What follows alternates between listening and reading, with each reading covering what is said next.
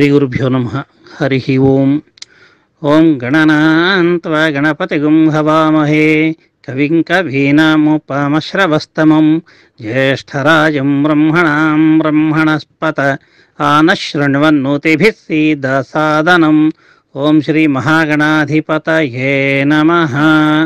ఓం నమో వ్రాతపతయే నమో గణపతయే నమః ప్రమథపతయే నమస్తేస్తు లంబోదరాయ ఏకదంతాయ విఘ్ననాశినే శివసుతాయ శ్రీ వరదమూర్తయే నమః. ఇన్ని విధాలుగా మనం గణపతి గురించి తెలుసుకున్నాం కాబట్టి ఇక వినాయక చవితి రోజు గణపతి పూజలో ఉండేటువంటి అంతర్భాగం ఉన్న రహస్యాలు ఏంటని కూడా ఇవాళ మనం తెలుసుకుందాం. వినాయక చవితి రోజున మన అందరం కూడా ఒక కథ వింటాం. ఆ కథ గురించి ఇక్కడ నేను ప్రస్తావిస్తాను ముందు ప్రారంభంలో. ఆ వినాయక చవితి కథలో ఒక అద్భుతమైన విషయాలు ఉంటాయి. మన ఆరోగ్యపరమైన రకరకాల ఇబ్బందులకి ఆ కథ అద్భుతమైన పరిష్కారం ఇస్తుంది. అయితే మనం కథ చదువుతో కానీ దీంట్లో మన ఆరోగ్యపరమైన పరిష్కారాలు ఉన్నాయి మాత్రం మనకు తెలియదు. ఆ కథలో కొన్ని విషయాలు చెప్తాం. ఇప్పుడు వినాయకుడికి ఆధిపత్యం లభిస్తుంది. ఆధిపత్యం లభించిన తర్వాత ఆయన వినాయక చవితి రోజున భూగోళానికి వస్తాడు. అంటే ప్రజలందరూ ఆయన ఆదరిస్తారు, ఆయన పూజలు చేస్తారు, ఆయనకి రకరకాల పిండి వెంటలతో కుడుములు ఉండ్రాలు ఇవన్నీ తయారు చేస్తారు. ఆయన అవన్నింటినీ ఆరగిస్తాడు. ఆరగించి కైలాసానికి వెళ్తాడు. కైలాసానికి వెళ్ళిన తర్వాత తన తల్లిదండ్రులైనటువంటి పార్వతీ పరమేశ్వరునికి నమస్కారం చేయాలనుకుంటాడు. ఆయన సాష్టాంగ నమస్కారం చేయాలనుకుంటాడు. అందుకని నేల మీద పడుకున్నప్పుడు, బోర్లా పడుకున్నప్పుడు తలకాయ ఆనిస్తేనేమో కాలు పైకి లేస్తున్నాయి, కాళ్ళు ఆనిస్తేనేమో తలకాయ పైకి లేస్తుంది. సాష్టాంగాలతో 8 అంగాలతో కూడి నమస్కారం చేయడం గణపతికి అసాధ్యమైపోతుంది. తన అవస్థ పడిపోయాడు. ఆయన అవస్థను చూసి చంద్రుడు నవ్వాడు. చంద్రుడు నవ్వగానే వినాయకుడికి పొట్ట పగిలింది. ఇప్పుడు కథలో ఉన్న వాక్యం చెప్తాను. ఆ పొట్ట పగిలిన తర్వాత అక్కడ కథలో వాక్యం ఏం రాస్తారంటే, ఆ పొట్టలో ఉన్నటువంటి కుడుములు ఉండ్రాళ్ళు ఇవన్నీ బయటకు దొరికినాయి అని రాస్తారు. ఆ తర్వాత ఏం చేస్తారు, బ్రహ్మ విష్ణువు వీళ్ళందరూ పరిగెత్తుకుంటూ వస్తారు. ఆయన పొట్టని ఒక పాము పెట్టి తాడుగా చేసి పాముని దాన్ని కట్టేస్తారు. ఆయన ప్రాణాన్ని ఇస్తారు. మళ్ళీ ఆయన జీవితంలో అవుతారు. పార్వతీదేవికి కోపం వస్తుంది. వినాయకుడు ఈ రకంగా అయిపోయాడు. చంద్రుడికి శాపం పెడుతుంది. నిన్ను చూసిన వాడు చనిపోతారని శాపం పెడుతుంది. ఇది కథ. ఈ కథలో ఒక రహస్యం ఉంది. మనం చదువుకుంటూ వెళ్ళిపోతాం. ఒకసారి మనం అనవసరంగా నవ్వుతుంటాం. వినాయకుడు పొట్ట పగిలితే ఆయన పొట్టలో ఉన్నటువంటి ఉండ్రాళ్ళు, కుడుములు, లడ్లు ఇవన్నీ బయటికి దొరికాయి అని. అంటే ఏంటి, ఆయన తిన్న ఉండ్రాళ్ళు, కుడుములు పొట్టలో ఉన్నాయి, ఆహారంగా జీర్ణం కాదు. ఇది మనం చాలా జాగ్రత్తగా గమనించుకోవాలి. ఆ పొట్టలో జీర్ణం కాదు. అప్పుడు ఆయన పొట్ట కట్టేస్తారు. కట్టేసినప్పుడు ఆ పాము ఎక్కడ ఉంటుంది? ఇప్పుడు వినాయకుడి విగ్రహాలు చూస్తుంటాం మనం. ఈ కట్టిన పాము ఆయన బొడ్డు దగ్గర ఉంటుంది. అక్కడ బొడ్డు పైన పొట్టలో ఉన్నవన్నీ పగిలి కింద పడ్డాయి. ఆ బొడ్డు దగ్గర పాము కడతారు. ఆ బొడ్డు కింద అంటే మనం తిన్న ఆహారము మన పొట్టలో జీర్ణం కాదు. ఇది మనకు కూడా జీవితంలో అనుభవం అయి ఉంటుంది. ఎవరికైనా విపరీతంగా జ్వరం వచ్చినప్పుడు ఆ జ్వరం కాస్త తగ్గుతుంటే ఆహారం తిన్నారనుకోండి, ఆ తిన్నదంతా బయటికి కక్కేస్తారు. వాంతి రూపంలో బయటకు వస్తుంది. అంటే పొట్టలో పొయ్యి ఉంటుంది. పోయిన తర్వాత గంట, అరగంట, 2 గంటలకి ఇది మొత్తం వాంతి రూపంలో బయటకు వస్తుంది. తిన్న మెతుకులు బయటకు వస్తాయి. అంటే తిన్నదంతా బయటకు వచ్చిందండి అంటారు. అక్కడ పొట్టలో జీర్ణం కాలేదు. కనుక పొట్ట అనేది, స్టమక్ అనేది ఆహారాన్ని కేంద్రీకరించేటువంటి పార్టే, కేంద్రీకరించే భాగమే. అక్కడ జీర్ణం కాదు. మరి మనం తిన్న ఆహారం ఎక్కడ జీర్ణం అవుతుంది? నాభికి కింద చిన్న ప్రేమ ఉంటుంది. అది మనం చూస్తే మామూలుగా ఇంతే ఉంటుంది. మన నాభి కింద పొట్ట ఎంత ఉంటుంది? ఇంతే ఉంటుంది. మొత్తం పొట్ట ఎంత ఉంటే నాభి కింద ఎంత ఉంటుంది? ఇంత ఉంటుంది. కానీ ఇంత పొట్టలో ఒక చిన్న ప్రేమ ఉంటుంది. ఈ చిన్న ప్రేమ ఎంత ఉంటుంది? ఇంత భాగంలో ఇట్లా చుట్టలు చుట్టుకొని ఇంత పొడగాటి పాములా ఉంటుంది. అది ఆ చిన్న భాగంలో చుట్టలు చుట్టుకొని ఉంటుంది. కనుక మనం తిన్న ఆహారాన్ని జీర్ణం చేసి శరీరానికి అందించేది ఈ చిన్న ప్రేమ. ఇది సర్పరూపంలో ఉంటుంది. కనుక వినాయకుడికి పొట్టకి నాభి దగ్గర సర్పాన్ని కట్టారంటే ఏంటి? మనం తిన్న ఆహారాన్ని జీర్ణం చేసే శక్తి నాగశక్తికి ఉంది, సర్పానికి ఉంది. సర్పం మాత్రమే తన ఆహారం జీర్ణం చేస్తుంది. కాబట్టి సర్పం మనకు దేవుడు, భగవంతుడు.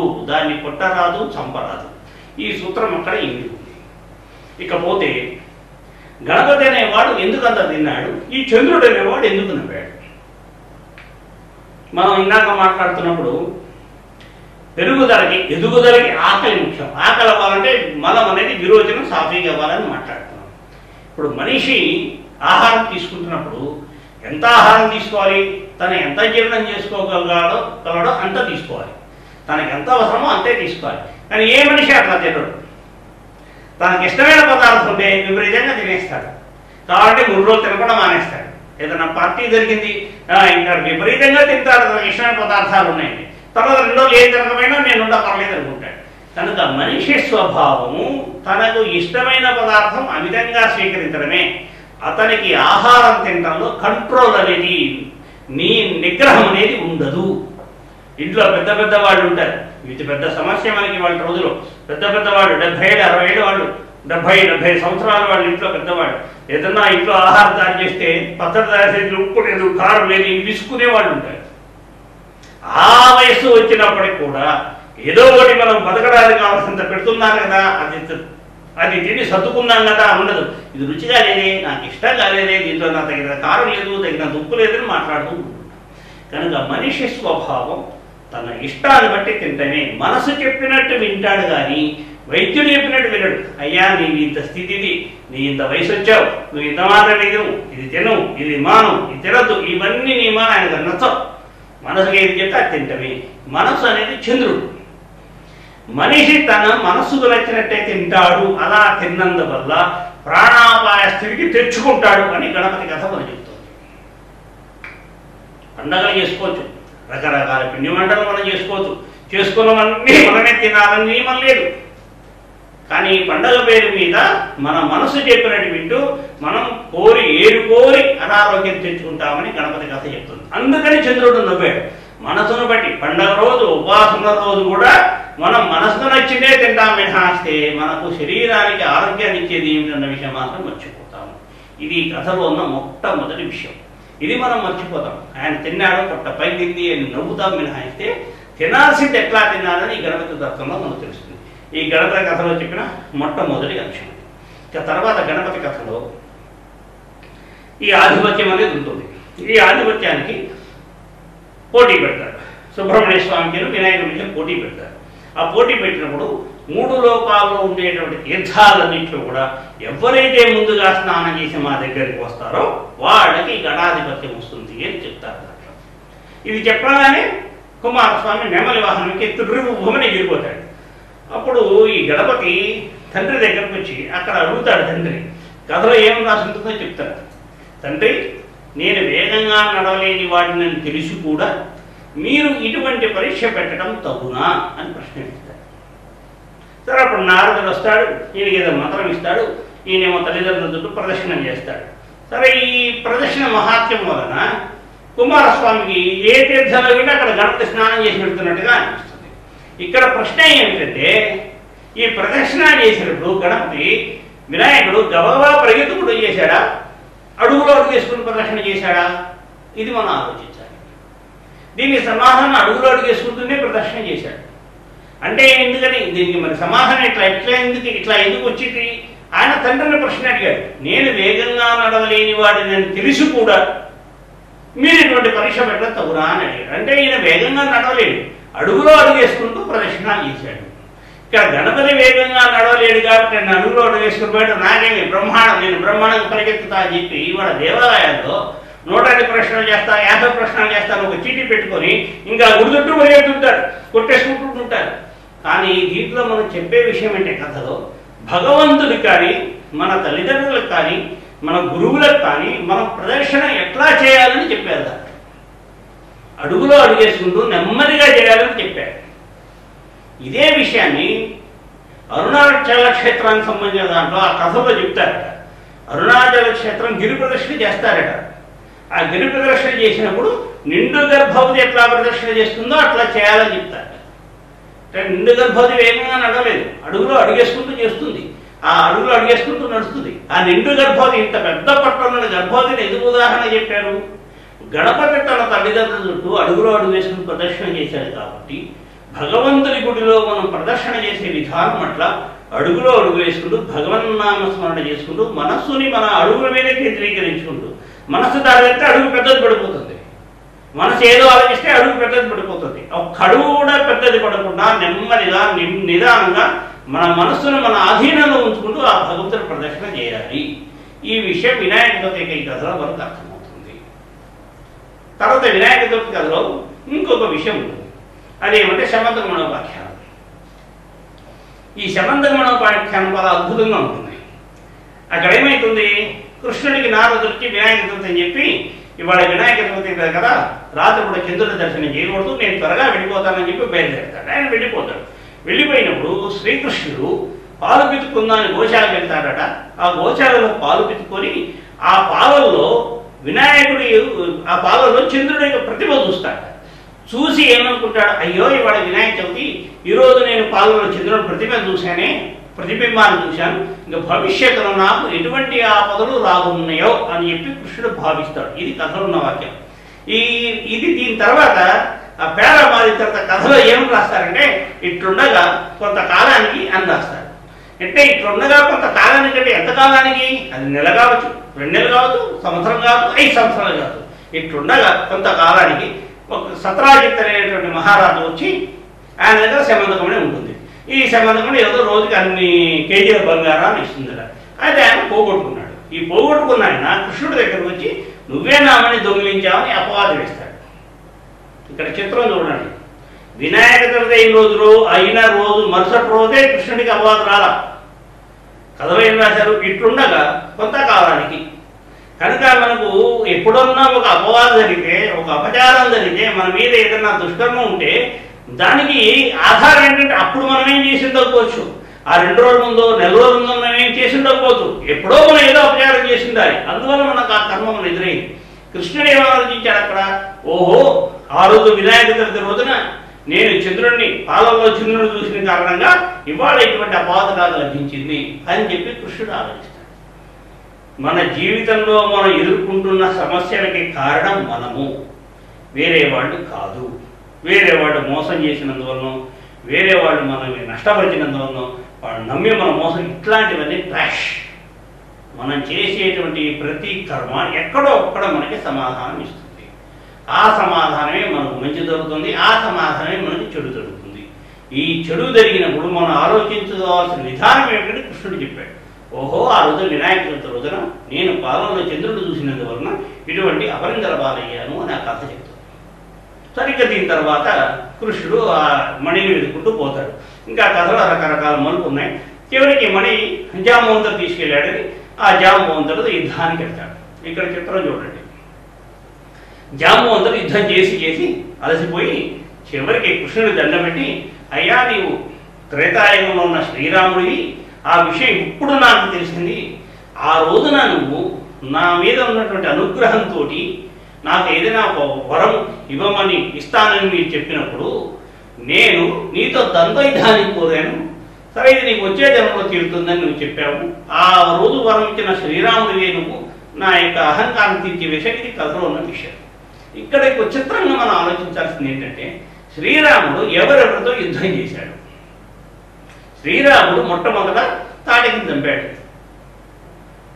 తర్వాత ఖరదూషణాలను చంపాడు, తర్వాత మారీచుడిని చంపాడు, సుబాహుని చంపాడు, ఆ తర్వాత రావణాసుని చంపాడు. శ్రీరాముడు యుద్ధం చేసి చంపినందరూ రాక్షసులే. శ్రీరాముడు మనుషులతో యుద్ధం చేయలే, శ్రీరాముడు దేవతలతో యుద్ధం చేయలే, శ్రీవాడు చెట్లు చేపలతో యుద్ధం చేయలే, రాక్షసులతోనే యుద్ధం చేశాడు, రాక్షసులనే చంపాడు. ఇప్పుడు జాంబవంతుడు ఎవరు? ఒక మహా తపస్వి, అద్భుతమైన బలం కలిగిన వాడు, చిరంజీవి. అతను ఓడించగలిగిన వాడు కానీ తప్పగలిగిన వాడిని ఎవడూ చేయలేడు. అటువంటి ఆయన ఏమడిగాడు భగవంతుడిని, నాతో యుద్ధం కావాలన్నాడు. ఈయన రాక్షసుడైతే కదా ఆయనతో యుద్ధం చేయాలి రాముడు. ఆయన రాక్షసుడు కాదు, యుద్ధం చేయడానికి అవకాశం లేదు. కానీ దురహంకారం అనేది ఏర్పడింది. కనుక ఒకసారి మనకేమనిపిస్తుంది, భగవంతుడి దేవులంతా నేను చేస్తున్నా అనుకుంటాం. ఏదో పిచ్చి పిచ్చికి గుళ్ళు గోపురాలు ఇవన్నీ తిరుగుతుంటారు. ఇవంతా అసలు ట్రాష్. ఇవంతా మన ప్రతిభ, మన వికాసము, మన యొక్క బుద్ధి, మన చాకచక్యం, మన నైపుణ్యం, మన ఇంటలెక్ట్, మన ఐవర్ధెట్ అని మనం అనుకుంటాం. భగవంతుని ధిక్కరించడం అనేది అవసరత్వం. ఇది మన వేదం నిర్హారిస్తుంది, వేదాన్ని నిరాకరిస్తుంది. జాంబవంతుడు భగవంతుడు యుద్ధాన్ని కోరుకున్నాడంటే రాక్షస ప్రవృత్తిలోకి వెళ్ళాడు. అటువంటి రాక్షస ప్రవృత్తిని నివారించడం కోసం శ్రీరాముడు ఆ రోజు కాకుండా వచ్చే జన్మలో తీరుస్తానని చెప్పాడు. ఇక్కడ మన ఆరోగ్యానికి సంబంధించిన ఒక చిన్న పరిష్కారం దీంట్లో ఉంది. ఇప్పుడు చాలామందికి గౌట్ అర్థరైటిస్ అని వస్తుంది. ఈ గౌట్ అర్థరైటిస్ అంటే యూరిక్ యాసిడ్ అనేది ఒకటి తయారై కిడ్నీలోంచి ఈ యూరిక్ యాసిడ్ మన శరీరంలోని జాయింట్స్ దగ్గర పేరుకుపోతుంది. ప్రధానంగా వేడ యొక్క బొటన వేడ దగ్గర, కాలి బొటన వేడ దగ్గర, షోల్డర్స్ దగ్గర పేరుకుపోతుంది. వీటిని ఏమంటారంటే ఫ్రోజన్ షోల్డర్ అంటారు. ఆ షోల్డరు ఈ యూరిక్ యాసిడ్ కారణంగా ప్రెసిపిటేట్ అయిన కారణంగా అది కదలదు. ఇంకా ఫ్రోజన్ అంటే బాగా గట్టిగా అయిపోతుంది. జాయింట్ పనిచేయదు, ఇట్లా వేళ్ళు పనిచేయవు. ఈ బొటన వేళ్ళు ప్రధానంగా పనిచేయదు, జాయింట్ వేళ్ల దగ్గర కూడా యూరిక్ యాసిడ్ ప్రెసిపిటేట్ అవుతుంది. అప్పుడు ఫ్రోజన్ ఫింగర్స్, ఫ్రోజన్ షోల్డర్ అంటారు. లేదు కాలు వేళ్ళు వంకరపోతుంటాయి. ఇట్లాంటి సమస్య ఎదురైనప్పుడు దీనికి పరిష్కారం ఈ కథలో ఉంది. కృష్ణుడి తర్వాత ఇంకొక చిన్న కథ కృష్ణుడి జీవితంలో ఒకటి మనం ఇప్పుడు గుర్తు చేసుకుందాం. కృష్ణుడి దగ్గరికి ఆయన స్నేహితుడు వస్తాడు. బాగా పేదవాడు, విపరీతమైన సంతానం, తినడానికి కూడా తిండి పెట్టలేని పరిస్థితిలో ఉన్నటువంటి పరిస్థితి. ఆ కుచేలుడు వస్తాడు. వచ్చినప్పుడు కృష్ణుడు ఆయన సాధారణంగా స్వాగతించి నా కోసం ఏం తెచ్చావు మిత్రమా అని అడుగుతాడు. అప్పుడు ఈ కుచేలుడికి సిగ్గేస్తుంది. ఏం కదే ధనధాన్యాల వస్తువాహనాన్ని తీసుకురాలేదు. అప్పుడు ఆ ఉత్తరంలో ఉన్న మూటలో ఉన్న అటుకులు చూసి అబ్బా అటుకులు తెచ్చావా, నాకు ఎంతో ఇష్టం అని చెప్పి అటుకులు తెచ్చాడు. అంటే కృష్ణుడికి ఇష్టమైన అటుకులు అనమాట. ఈ గౌటర్ వెరైటీస్ వచ్చిన వాడు చేయాల్సింది ఏంటి? అటుకులు 2 చెంచాలు, 1 చెంచా అటుకులు తీసుకొని నీళ్ళలో నానబెట్టాలి. బాగా 2 గంటలు నానిన తర్వాత ఆ నీళ్లు తీయాలి. దాంట్లో అటుకుల మీద ఒక బెల్లం ముక్క వేసి కృష్ణుడికి నైవేద్యం పెట్టి తినాలి. ఇట్లా రోజుకు 5 సార్లు 6 సార్లు చేస్తే ఆ గౌట్ అర్థరైటిస్ యూరిక్ యాసిడ్ అనేది కరిగిపోతుంది. ఆ gout arthritis frozen shoulder, frozen fingers ఇవి ఈ కథలో ఉన్నటువంటి ఆరోగ్య పరిస్థితి. ఇట్లా వినాయక చవితి కథలో మనకు అనేక రకాల ఆరోగ్య సూత్రాలు దీంట్లో ఏర్పడ్డాయి. గణపతి యొక్క ఇన్ని రకాల అంశాలను మనం సామూహికంగా పరిశీలించాము కాబట్టి ఇక గణపతి పూజతో ఏ రకాల పూజలతో మనం ఏ విధమైన ఫలితాలను పొందొచ్చు అన్న విషయం ఒకసారి ఇక్కడ మనం తెలుసుకున్నాం. గణపతి అథర్వ శీర్షం ఒక స్తోత్రం, దాంట్లో రకరకాల పూజా విధానాలు చెప్పుకుంటాయి. ఇందాక నేను చెప్పినట్టుగానే, ఇందాక మనం అనుకున్నట్టుగానే గణపతి అన్ని రకాల తత్వాలతో కూడి ఉన్నవాడు. ఏ రకమైన ద్రవ్యంతోనా, ఏ రకమైన తత్వంతో ఆయన చర్య ప్రతిచర్య జరపగలుగుతాడు. ఇప్పుడు గణపతిని మనం ఏ పదార్థంతైనా పూజ చేయొచ్చు. అందుకని వినాయక చవితి రోజున అనేక రకాల పత్రాలతో పూజ చేస్తారు. ఆ పాల వెయ్యి పెట్టినప్పుడు దానికి అనేక రకాల పళ్ళు పెడతారు, జామకాయలు పెడతారు, లేదు దానిమ్మ పళ్ళు పెడతారు, ఇట్లా అనేక రకాల పళ్ళు పెడతారు, లేదు మొక్కజొన్న ఒత్తులు పెడతారు. ఈ విధంగా గణపతిని ఎన్ని రకాల విషయాలు ఆరాధించవచ్చో అన్ని రకాల ద్రవ్యాలతో ఆరాధించవచ్చు. దాంట్లో చెప్పిన కొన్ని విషయాలు నేను ఇవాళ ప్రస్తావిస్తాను. ఇప్పుడు ఎవరికైనా బాగా చదువు కావాలనుకోండి, చదువు బాగా రావాలి, పిల్లవాడు చదువు బాగా రావాలి, లేదు ఒక ఉపాధ్యాయుడు, ఒక లెక్చరరు, ఒక డాక్టర్, ఒక అడ్వకేటు, వీళ్ళు చదువుకున్నారు. ఆ కేసు వాదన చేసినప్పుడు, లేదు డాక్టర్ వైద్య పరీక్షిస్తున్నప్పుడు అతనికి వెంటనే అది గుర్తు రావాలి. అతను ఏ మందిస్తే పని చేస్తుంది గుర్తు రావాలి. ఇట్లా సత్యస్ఫురణం అంటే వెంటనే అది స్ఫురించడానికి కావాల్సినటువంటి శక్తి ఆయనకి కావాలి. ఇట్లాంటి సమయంలో మనం చేయాల్సిన పూజ ఏంటి? మనకు త్రిమూర్తులు ఉన్నారు, బ్రహ్మ విష్ణు మహేశ్వరుడు. ఇక్కడ ఈ త్రిమూర్తుల యొక్క అవతారాలు, వాళ్ళ యొక్క వేషభాషలు చూడండి, వేషం ఎట్లా ఉంటుందో చూడండి. విష్ణుమూర్తి ఆయన ఆదిశేషం మీద పడుకొని ఉంటాడు, అమ్మవారు ఆయన పాదాల దగ్గర ఉంటుంది. శివుడు ఆయన శరీరంలో సగభాగం పార్వతికి ఇచ్చాడు, ఆయన నెత్తిన గంగని పెట్టుకున్నాడు. అంటే పార్వతీ పరమేశ్వరుడు కానీ లక్ష్మీనారాయణ కానీ కలిసే ఉంటారు, ఒకే ఆసనం మీద ఉంటారు. ఇకపోతే వాణి బ్రహ్మలు, ఇక్కడ బ్రహ్మేమో ముసలివాడిగా ఉంటాడు, వృద్ధరూపంలో ఉంటాడు. సరస్వతీదేవి వారేమో చిన్న వయసులో ఉంటుంది, బ్రహ్మతో కాకుండా పక్కన ఇంకేదో పద్మ మీద కూర్చొని ఉంటుంది. ఇక్కడ బ్రహ్మ సృష్టి చేస్తుంటాడు. ఈ సృష్టి చేస్తున్నప్పుడు ఆ జీవి యొక్క భవిష్యత్ జీవితం ఎట్లా ఉండాలనేది లిఖిస్తున్నప్పుడు ఎక్కడ కూడా తొట్టుబాటు ఉండకూడదు. జరిగిన కర్మల కారణంగా, అతను చేసిన గత జన్మల్లో అతను చేసిన కర్మల కారణంగా బ్రహ్మ యొక్క మనసు ప్రభావితం కాకూడదు. ఆ కర్మలకు సరైన లెక్క విధించి ఏ కర్మ ఎంత ఈ జన్మలో అనుభవించాలి, మంచి కానీ చెడు కానీ అని ఏ వయసులో అనుభవించాలి, ఏ క్షణాన్ని అనుభవించాలి, ఇవన్నీ కూడా నిక్కచ్చిగా లెక్క తేల్చి రాయవలసి ఉంటుంది. అక్కడ బ్రహ్మకి ఎమోషన్స్ ఉండవు, ప్యాషన్స్ ఉండవు, రాగద్వేషాలు ఉండవు, వ్యామోహాలు ఉండవు. భావాదేశాలు ఏమీ ఉండవు, కంప్లీట్ బుద్ధితోనే చేస్తారు. కాబట్టి సరస్వతీదేవి బుద్ధికి ప్రతీక. అందుకని ఆవిడ బ్రహ్మ యొక్క మస్తిష్కంలో ఉంటుంది మినహాయిస్తే బ్రహ్మ యొక్క శరీరంతో ఉండదు. అందుకని ఆ తల్లి పక్కన. జ్ఞానం అనేది ఎమోషన్స్తో రాదు, జ్ఞానం అనేది ఏకాగ్ర చిత్తంతో లభిస్తుంది. ఇక్కడ మనకి వినాయకుడికి మనం పూజ చేస్తే మనకు జ్ఞానం కావాలని పూజ చేసేటైతే వినాయకుడికి మనం సింధూరంతో పూజ చేయాలి. సింధూరం అనేది పరిత్యాగానికి ప్రతీక. పరిత్యాగం చేసినందువల్ల జ్ఞానం ఉంటుంది మినహాయిస్తే ఎమోషన్స్ ఉండవు, బుద్ధి ఉంటుంది, మోహం ఉండదు. కానీ వినాయకుడికి 16 పేర్లు ఉంటాయి. ఓం శంఖాయ నమః, ఓం ఏకదంతాయ నమః, ఓం కపిలాయ నమః, ఓం గజకర్ణికాయ నమః, ఓం లంబోదరాయ నమః అని 16 పేర్లు ఉంటాయి.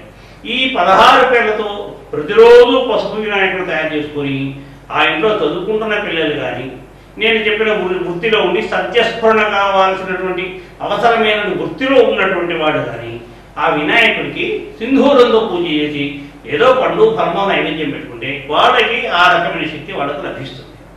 ఇక వినాయకుడికి మల్లెపూలతోనో సన్నజాజులతోనో లేదు గంధంతోనో పొడి గంధంతో కానీ తడి గంధంతో కానీ పూజ చేస్తే లక్ష్మీదేవి అనుగ్రహం లభిస్తుంది. అంటే వినాయకుడి యొక్క విగ్రహం తీసుకోండి, లేదు ప్రతిమ తీసుకోండి, ఫోటో తీసుకోండి, లేదు పసుపు గణపతిని తయారు చేసుకోండి. ఇప్పుడు గంధం తీసుకొని గంధాన్ని చిక్కగా కలిపి మల్లెపూలు సన్నజాజులు తెచ్చుకోండి. ఆయన 105 పేర్లు ఉంటాయి. ఆ 105 పేర్లు చదువుతూ ఈ గంధంలో ఆ పువ్వు నుంచి వినాయకుడికి పూజ చేస్తూ ఉండండి. వాళ్ళకు లక్ష్మీ అనుగ్రహం లభిస్తుంది. సంతానం లేని వాడికి సంతానాన్ని ఇస్తాడు వినాయకుడు. ఈ సంతానం ఇచ్చే వినాయకుడు ఎవడంటే ఇప్పుడు దాంట్లో గణపతి చతుర్దశి విషయం ఏం చెప్తారంటే యో దుర్వాంకురైర్యేజతి స వైశ్రవణోపమో భవతి. ఎవరైతే దుర్వాంకురాలతో పూజ చేస్తారో వాడు కుబేరుడు అంటారు, వాడవుతాడని చెప్తారు. మనం దుర్వాంకురాలని చెప్పారన్న విషయం మర్చిపోయి వినాయకుడికి గరికంటే బాగా ఇష్టం అనుకుంటాం. అందుకని గరికని పీక్కొచ్చి పూజ చేస్తున్నాం. ఈ గరిక నేలబారుగా పెరుగుతుంటుంది. ప్రతి కణుపు దగ్గర దానికి భూమి లోపల వేళ్ళు ఉంటుంటాయి. దాన్ని పీకితే దాని దుప్ప తెంచేసినట్టు. అంటే ఆ పీకిన గరికలో మనం పూజ చేస్తుంటే మన కొంప మనం కొల్లేరు చేసుకున్నట్టు లెక్క. వేదం ఏం చెప్పింది? దూర్వాంకురాలు, గరిక యొక్క అంకురాలు. నేలపై పాకుతున్న గరికి ప్రతి కణం దగ్గరికి పైకి ఆ కొసలు వస్తుంటాయి. ఈ కొసలు మాత్రమే తెచ్చుకొని పూజ చేయాలి. ఇలా కొసలు మాత్రమే తెచ్చుకొని పూజ చేసేవాడికి వాడు 16 నామాలే వచ్చనుకోండి, 16 నామాలే చదువుతారు. 16 నామాలు 5 సార్లు చేయొచ్చు, 6 సార్లు చేయొచ్చు, 10 సార్లు చేయొచ్చు. వాడు ఓపికన్నంతసేపు చేస్తూ ఉండదు. అలా చేస్తూ ఉంటే 30 రోజులకో 40 రోజులకో వాళ్ళకి సంతానం అనిపిస్తుంది. ఇందాక వినాయక చవితి కథలో ఒక విషయం మనం చెప్పుకున్నాం. సుబ్రహ్మణ్య స్వామి రుగుణ 3 లోకాలు తిరిగాడు. ఈయనేమో అమ్మ తల్లిదండ్రులతో ప్రదర్శన చేశాడు. ఆధిపత్యం వరకు వచ్చింది. ఆధిపత్యం వరకు వచ్చింది ప్రదర్శన చేసి కదలకుండా ఉన్నటువంటి వినాయకుడికి వచ్చింది. తిరుగుతూ పోయినటువంటి సుబ్రహ్మణ్య స్వామికి ఏమీ రాదు. ఎవరైనా ఇల్లు కావాలనుకుంటే ఇప్పుడు ఒక కుటుంబము ప్రతిరోజు పొద్దుస్తమాన ఇల్లు మారుతున్నారంటే ఏంటి అర్థం? వాళ్ళు సొంత ఇంట్లో లేనట్టు లెక్క. అద్దె ఇంట్లో ఉన్నవాడు పొద్దుస్తమాన ఇల్లు మారాల్సిన అవసరం వస్తుంటుంది. జీవితకాలం ఒకే అద్దె ఇంట్లో ఉండలేకపోవచ్చు. కాబట్టి ప్రతివాడికి ఒక ఇల్లు కావాలనండి, సొంత ఇల్లు కావాలని ఒక కళ ఉంటుంది. సొంత ఇల్లు ఏర్పాటు చేసుకోవడానికి కావాల్సిన డబ్బులున్నా ఒక్కసారి ఏర్పడదు, స్థలం ఉన్నా ఏర్పాటు చేసుకోలేని రకరకాల పరిస్థితులు వస్తుంటాయి.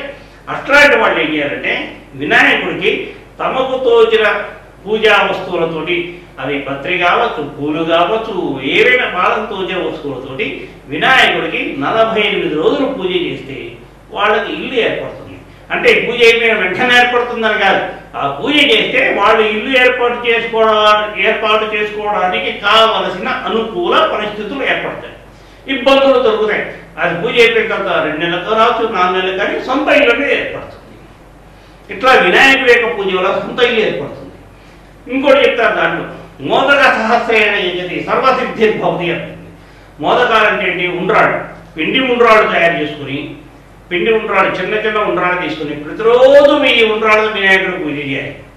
పూజ చేయాలంటే మనకు మంత్రాలు బోర్డు రావాలని కాదు, అంత సమయం మనం కూర్చొని ఈ 16 పిల్లలు మనకు 100 సార్లు చదువును ఆ లెక్క ప్రకారం చదువుకుంటూ 1000 ఉండ్రాడుతో పూజ చేస్తే మనకు కావాల్సిన సిద్ధి లభిస్తుంది. ఇట్లా రకరకాల ద్రవ్యాలతో వినాయక పూజ చేయొచ్చు. ఇప్పుడు సింధూరంతో పూజ చేయమని చెప్పారు. బృహస్పతి బుద్ధి బృహస్పతి అంటే బుద్ధికి స్వరూపం. మనకు బృహస్పతి అనుగ్రహం బాగా కావాలి. ఇప్పుడు వినాయకుడికి మనం శరగలతో పూజ చేసామనుకోండి, ఆ బృహస్పతి అనుగ్రహం వస్తుంది. ఇట్లా నవగ్రహాలకి ఏ రకాల ధాన్యాలు ఉంటాయో, లేదు ఏ రకాల రత్నాలు ఉంటాయో, ముత్యాలు, కెంపులు, పగడాలు ఇట్లాంటివి, లేదు బియ్యము, శనగలు, మినుములు, కందులు, పెసరు, ఇట్లా ద్రవ్యాలతో పూజ చేస్తే ఆ గ్రహంలో వచ్చే వల్ల వచ్చేటువంటి ఇబ్బందులను అధిగమించగలుగుతాం. కనుక వినాయకుడు ఏ రకమైన వస్తువునే పూజ చేయొచ్చు.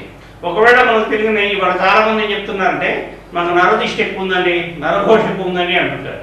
అట్లాంటి వాటికి ఏం చేయాలి? వినాయకుడికి మీరు ప్రతిరోజు పసుపు వినాయకుడు తయారు చేసుకోవచ్చు. ఒక చిన్న ఇంత పసుపు వినాయకుడు తయారు చేసుకొని ఆ పసుపు వినాయకుడికి మీరు కుంకుమతో పూజ చేయండి. అక్కడ దుర్గాశక్తి వస్తుంది, దానివల్ల శత్రు సంహారం జరుగుతుంది. అక్కడ జిల్లేడలతో పూజ చేయండి, మనకు తెలియనటువంటి శత్రువులు నాశనం అవుతారు. వాళ్ళ వల్ల మనకి ఇబ్బంది, నాశనం అవుతారని చనిపోతారని కాదు, వాళ్లకు మన పట్ల ఉన్న శత్రుత్వ భావం పోతుంది, వాళ్ళ వల్ల మనం ఇబ్బంది కలుగుకుంటాం. ఆ జిల్లేరాలతో పూజ చేయొచ్చు. ఇంటి నిండా బాక్టీరియాలు, క్రిములు, కీటకాలు, చీమలు ఇవన్నీ తిరుగుతున్నాయి అనుకోండి, ఆ పసుపు వినాయకుడు తయారు చేసుకోండి, ఉమ్మెత్తాకులతో పూజ చేయండి. ఆ రకమైన క్రిమి కీటకాల నుండి మనం రక్షించబడతాము. ఇట్లా వినాయకుడికి ఏ రకమైన ద్రవ్యాలతో పూజ చేస్తే ఆ రకమైన ఫలితాన్ని ఆయన ఇస్తాడు, అటువంటి ఫలితాన్ని ఆయన ఇస్తాడు. కనుక ఇవన్నీ మనం స్వీకరించి, గ్రహించి, విని రేపు రాబోయే వినాయక చవితి రోజున ఎంత భక్తి శ్రద్ధలతో మనం పూజ చేసుకుంటే మనకంత లాభం కలుగుతుంది. ఏదో 5 నిమిషాలే వినాయకుడి పూజ, ఏ 5 నిమిషాల పూజ ఏదో తూతు మంత్రంగా పూజ చేసి సరిపోతుందిలే అని అనుకోకుండా అంత భక్తి శ్రద్ధలతో పూజ చేయండి. ఆ రకంగా పూజ చేసినందువల్ల ఆ మహాగణపతి యొక్క అన్ని రకాల అనుగ్రహాలు మనం పొందగలుగుతాము. స్వస్తి. ఏతత్ఫలం సర్వం శ్రీ గంగా పార్వతీ సమేత ముక్తేశ్వర స్వామి దేవతార్పణమస్తు. తత్సత్ బ్రహ్మార్పణమస్తు. మహాగణపతి దేవతార్పణమస్తు. ఓం శాంతి శాంతి శాంతి.